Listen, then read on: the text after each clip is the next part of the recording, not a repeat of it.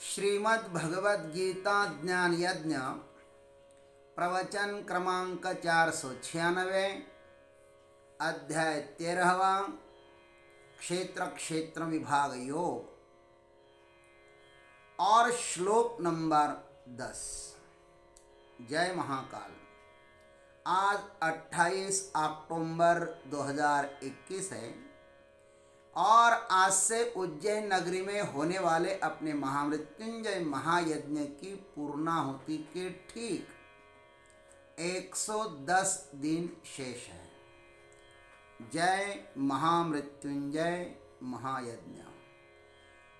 ओम त्र्यंबकं यजामहे सुगंधिं पुष्टिवर्धनम् उर्वारुकमिव बन्धनान् मृत्युर्मुक्षीयमामृतात्। सदाशिवसमारम्भान् शङ्कराचार्यमध्यमाम् अस्मदाचार्यपर्यन्तां वन्दे गुरुपरम्पराम्। नमः चिन्मयदेवाय तेजोमयाय धीमहि सुबोधानन्दरूपाय नमः पुरुषोत्तमाय च। वसुदेवसुतं देवं कंसचानूरमर्दनं देवकी परमानन्दं कृष्णं वन्दे जगद्गुरुम्। ओम तत्सत्। भगवान श्री कृष्ण परमात्मा 7 से 11वें श्लोक तक क्षेत्रज्ञ परमात्मा को जानने के लिए जिन गुणों की आवश्यकता होती है उन 20 गुणों की चर्चा कर रहे हैं।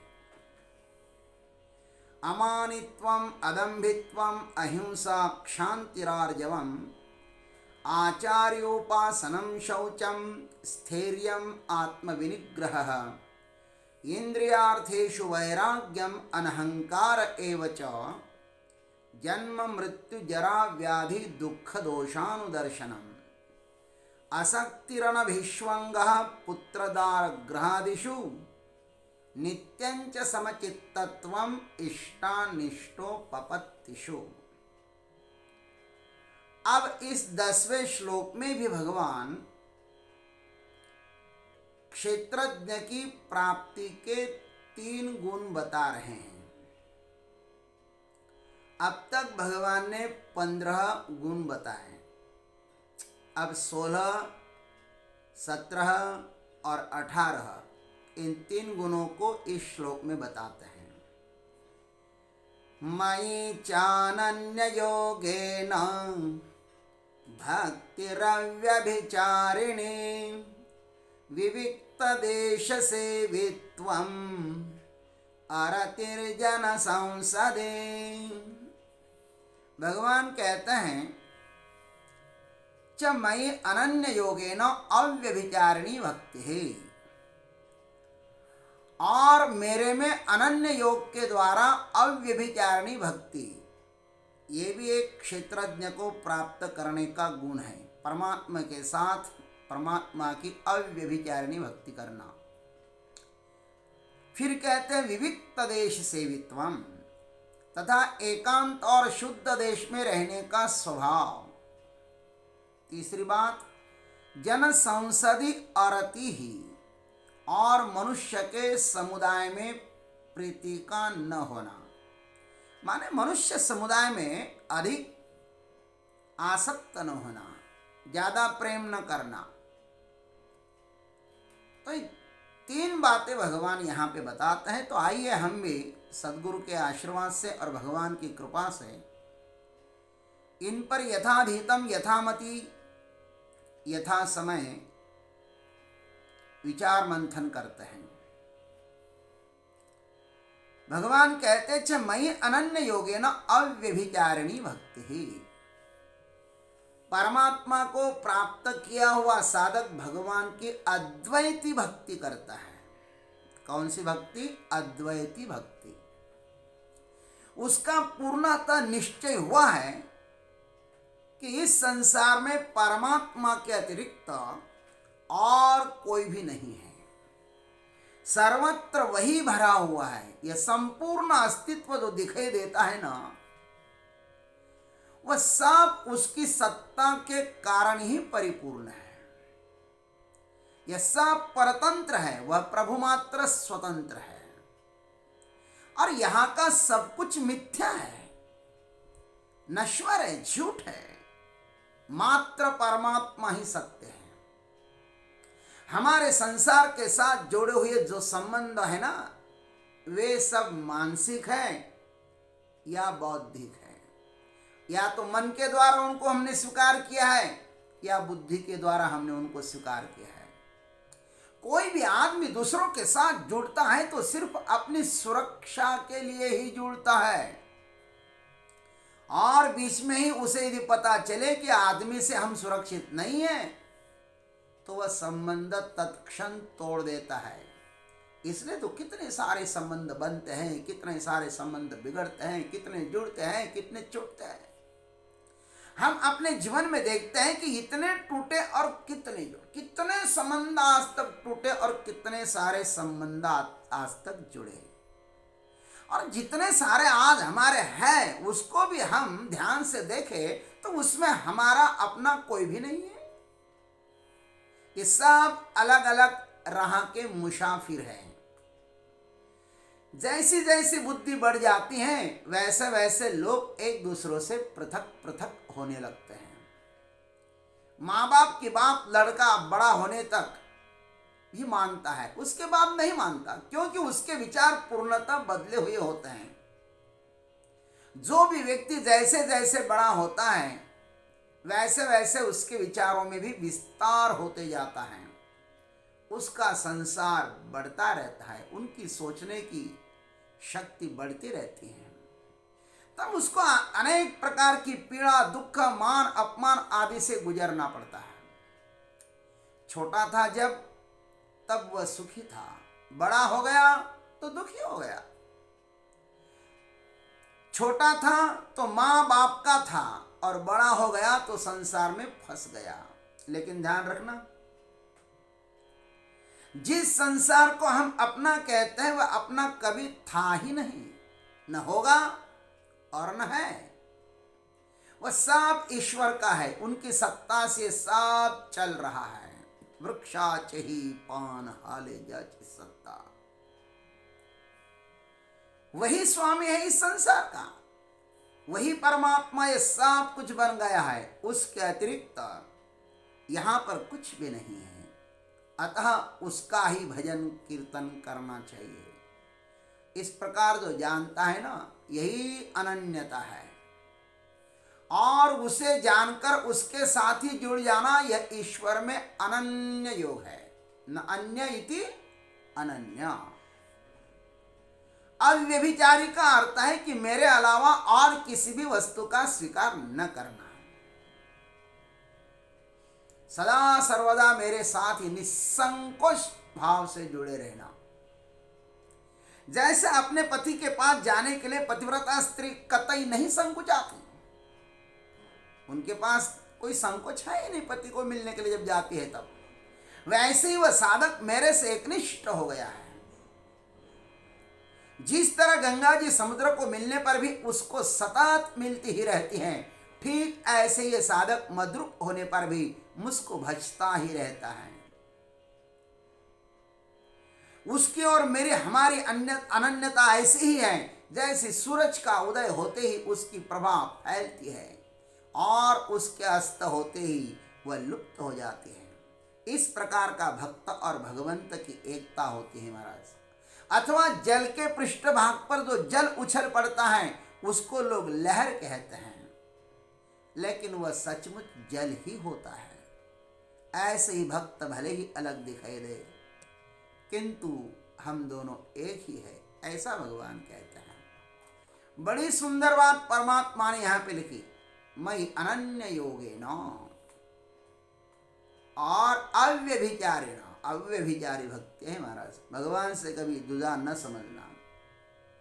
फिर कहा विविक्त देश सेवित्वम, और जिसका चित्त एकांत सेवन में रमता है, एकांत में जो रमता है, एकांत सेवन के अनेक फायदे हैं, अनेक लाभ।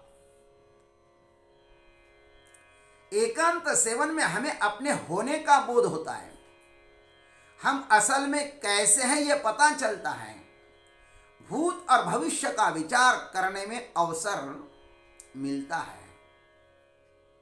जन्म और मृत्यु के समय भी हम अकेले ही होते हैं एवं संसार के प्रत्येक सुख दुख में भी हम अकेले ही होते हैं।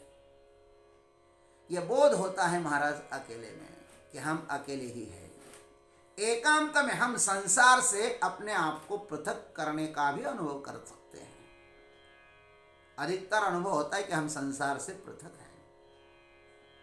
संसार परमात्मा है और मैं उसका सेवक हूं, यह भाव भी तो जागता है एकांत में।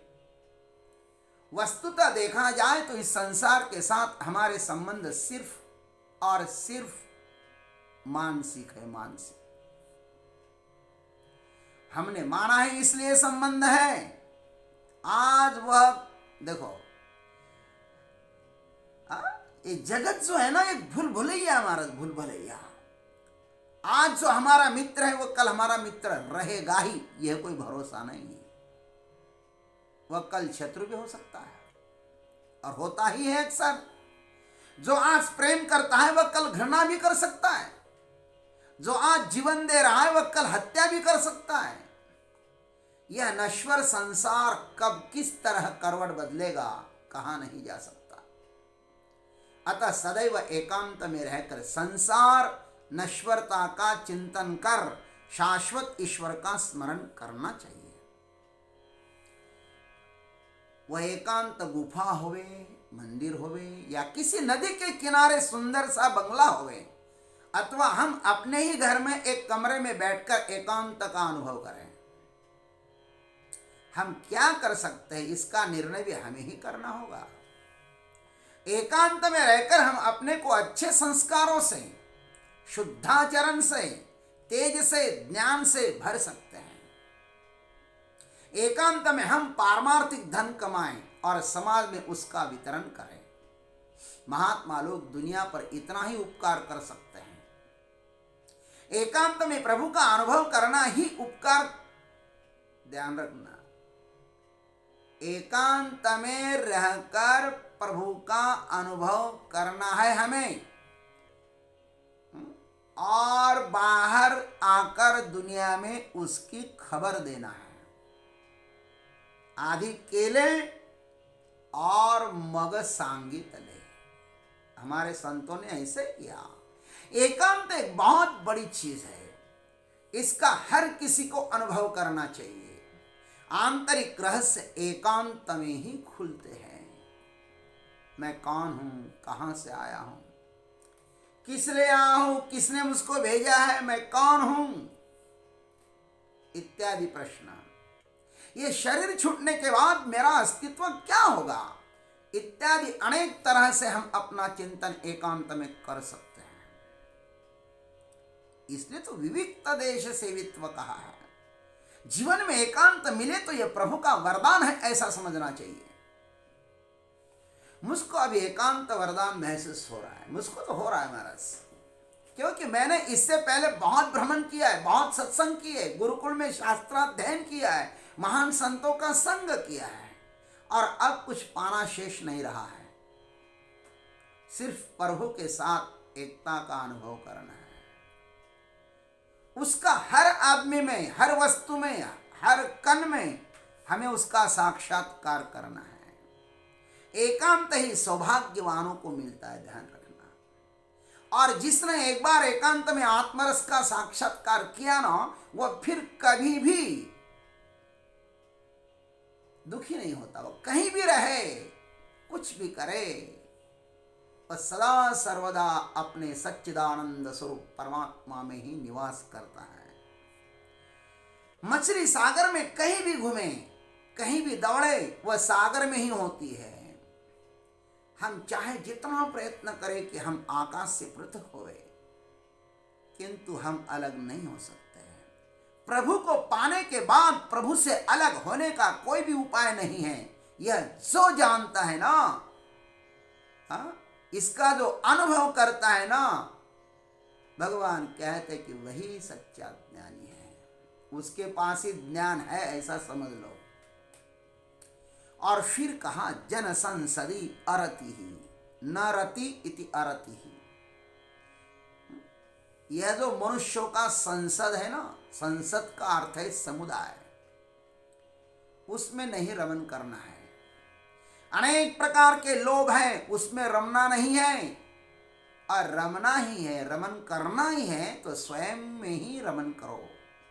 और व्यवहार या कर्तव्य करना हो तो करें, कौन मना करता है, किंतु रमन तो स्वयं में ही करना चाहिए। जो साधना में अपने से छोटे हैं उन पर कृपा करें, जो अपने से बड़े हैं उनका आदर सत्कार करें, और जो अपने से छोटे हैं या अपने जैसे हैं उनके साथ मित्रता करें, किंतु रमन किसी में भी न करें, सिर्फ अपने स्वरूप में रमन करें, आत्मा में रमन करें, परमात्मा में रमन करें। और सच्चा रमणीय तो परमात्मा ही है ना, माया नहीं। यह सब दृश्य जगत मायावी है, इसको दूर से ही प्रणाम करो। जिसने एकांत में रस पाया है वह समाज के साथ भी रुक्ष व्यवहार नहीं करेगा, समाज का तिरस्कार नहीं करना है। यहां पर तिरस्कारनीय कुछ भी नहीं है, सब ईश्वर ने बनाया है, अच्छा बुरा ये सब उसकी ही लीला है। ये सब प्रपंच देखकर हमें उससे दूर से प्रणाम करना है महाराज।